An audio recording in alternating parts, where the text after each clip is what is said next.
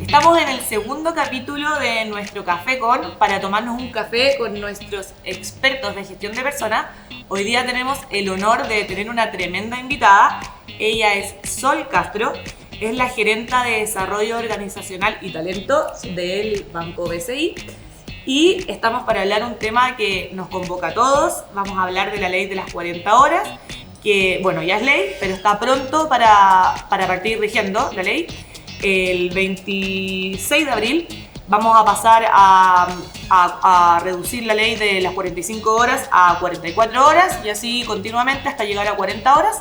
Así que bueno, qué mejor que tener unos expertos en el tema, ya que el Banco BCI fueron uno de los pioneros en la reducción de las 40 horas. Así que bueno, tenemos muchas preguntas, así que gracias Sol por estar acá. Yo no sé si nos da los expertos, pero por lo menos los de enamorados de estas cosas. Somos bien apasionados, ahí algo hablábamos antes de cómo trabajamos en el banco con esta cultura de flexibilidad, así que 40 horas fue así como carne para el apetito que teníamos en gestión de personas, de ver cómo tomábamos este desafío. Bueno, tenemos muchas preguntas, así que queremos partir por lo básico. ¿Cuántas horas están actualmente en el BCI? Hoy por hoy, y lo único que decir es que hicimos trampa, también pensando un poco en los que los pueden ver, nosotros no partimos con 45 horas, ¿sí? O sea, para nosotros fue en ese sentido el salto, fue un desafío al que ya veníamos un poquito más acostumbrados.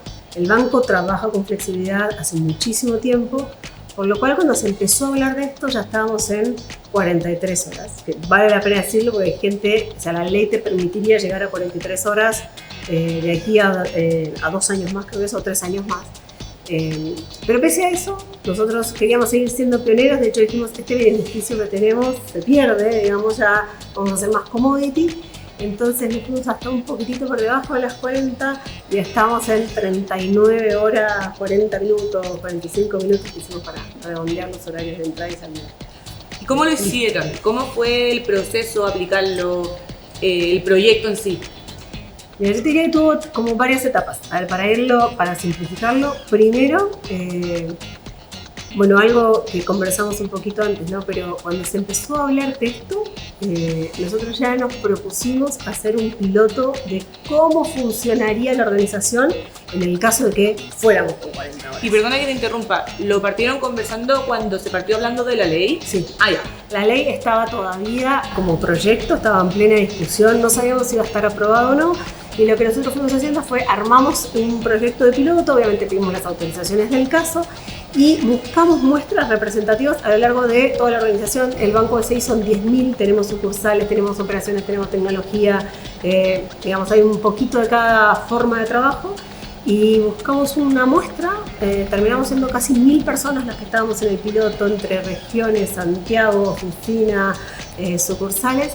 Y estuvimos casi 6 meses, te diría, piloteando. Empezamos bastante antes de que la ley se aprobara.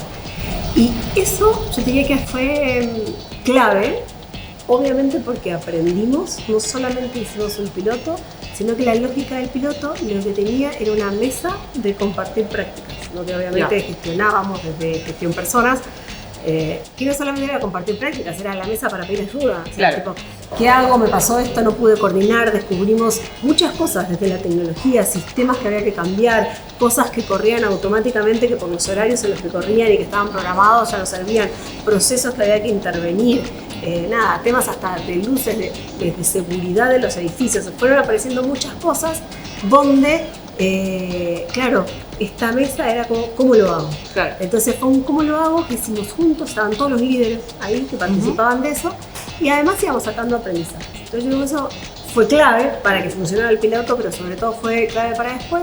Y además, porque como en el piloto medimos, nos dio esta línea base de decir, ¿cómo sé si después lo voy a hacer bien, lo voy a hacer mal? Y todas las dudas que surgieron. O sea, olvídate, todas las veces que fuimos a presentar esto y la cantidad de preguntas con la que te mira el C-Level o de la que te mira el directorio. Diría que el piloto fue clave. Compite con la productividad. Es tu potencia. Eso te iba a preguntar. ¿Esto afectó en la productividad? No, o sea, hoy, hasta ahora, no sé qué va a pasar este año, digamos, pero hasta ahora, en todos estos meses que nosotros ya llevamos trabajando con esta lógica de 40 horas, más de un semestre trabajando con 40 horas, El banco ha tenido unos resultados que son históricos, pero son de los mejores que hemos tenido, o sea, ha sido sorprendente. No solo los numéricos, hasta incluso en un contexto complejo, sino ni que hablar todo lo que han sido resultados de temas de sentido de pertenencia, orgullo de pertenencia, engagement, permanencia. La gente le tiene un poco de miedo a que baje la productividad de los colaboradores con trabajar un poco menos. Lo que estás diciendo es, bueno, como estamos en los papers, que es al final activity igual productivity. Y por eso estamos diciendo que si trabajamos menos horas, generaríamos menos logro. Y lo que nosotros empezamos a ver, siguiendo con estos pilotos, es que las horas efectivamente que la gente trabajaba no estaban reduciendo. ¿Por qué? Porque la gente empezaba a trabajar distinto. ¿Sí? Se organizaban las tareas de forma diferente. Con lo cual creo que eso es clave, porque al final del día no se veía comprometido en el fondo el tiempo real de trabajo de las personas. Ahora a las empresas que están pasando por esto, que ya en el fondo están un poco ansiosas por lo que se viene ahora, ¿qué consejo le darías? Yo creo que hay varios, yo creo que hay que prepararse. Ya. Y lo mismo cuando hicimos la lógica más de trabajo remoto, no creo que están como, bueno, a partir de ahora 44 o a partir de ahora 43, porque eso sí podría atentar contra la productividad. Porque yo creo que lo que no hay que hacer es intentar hacer lo mismo igual, más rápido, ¿no? Porque al final del día ahí vas a tener formantes colaboradores, vas a tener pérdidas de productividad.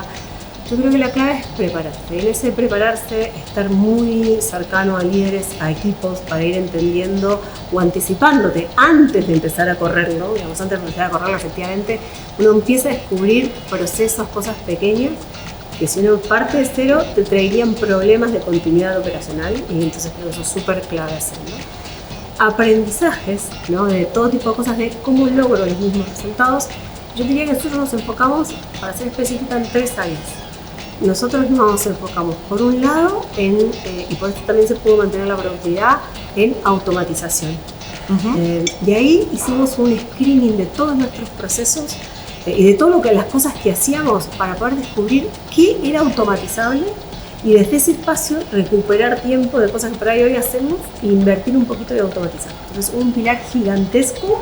Nosotros es un trabajo serio, duro, digamos, que fue identificar oportunidades de automatización y desde ahí buscar esa productividad. Hubo otro que tuvo que ver con formas de trabajo. Yeah. Entonces ahí empezamos a ver, no sé, los tipos, por ejemplo, los niveles de autonomía. Entonces, el empoderamiento, cuánto experimentas, cuánto intentas hacerlo súper perfecto, también atentan en el uso, ¿no? El ser productivo en probablemente menos tiempo. Entonces ahí revisamos todas nuestras formas de trabajo, cuánto nos juntábamos, reuniones efectivas y demás. Y una tercera pata que tuvo que ver con cambios de hábito. Yeah. Entonces ahí era súper importante relevar cuáles son esos hábitos que al final del día incluso van a respaldar que adhieras, van a respaldar que puedas, que como equipo empiecen a conectarse de una forma distinta. Porque además todos en una organización, que esto no es menor, fueron tantas cosas que no se va acordando. Esto tiene que ser como si fuera una orquesta. Claro, porque si hay un equipo que adhiere uniendo todos y otro no, y están en distintas sintonías, es muy difícil que funcione. Y yo diría que eso es prepararte en esos al menos 3 ámbitos. Y después, cuando empieza la carrera, creo que la comunicación es muy relevante. Y cuando empieza la carrera, probablemente otros 3.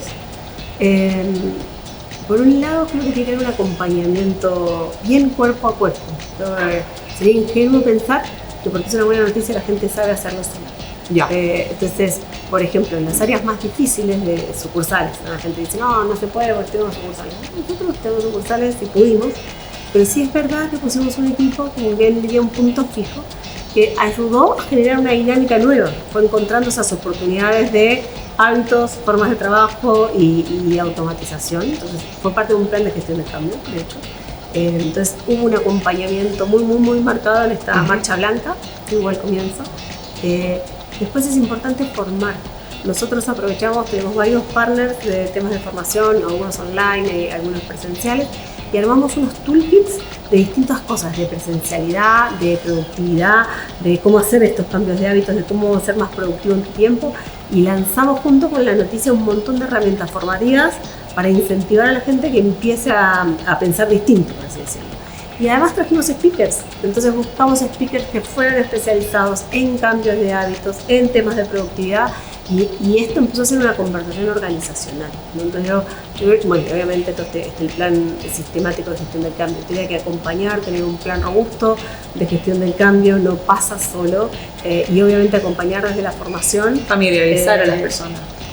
Escuchar, estar muy muy cerca. Nosotros tenemos muchos canales de escucha, preguntábamos todo el tiempo, como todas de hecho nuestros termómetros eran 2 o 3 preguntitas semanales, y por ejemplo queríamos saber si las personas podían o no adherir, porque igual uno tiene trabajo que sacar, los comerciales tienen metas, o justamente tienen metas que sabía ganar, pues eso es parte importante de sus remuneraciones, y cómo ayudamos a que eso no caiga, ¿no? Claro. Entonces yo creo que eso es lo más importante. Y la tercera etapa es medir y monitorear, hacer ajustes, ¿no? Esto es un aprendizaje constante, no es que ya no tenemos nada más que hacer, 40 horas buenas, no.